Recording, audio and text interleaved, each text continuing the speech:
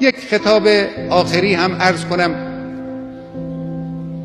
خطاب به مولامون و صاحبمون حضرت بقیت الله ارواحنا فدا.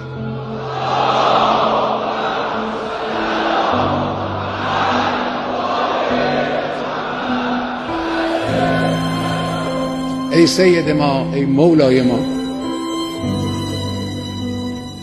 ما اونچه باید بکنیم انجام میدیم، اونچه باید گفت هم گفتیم و خواهیم گفت. من جان ناقابلی دارم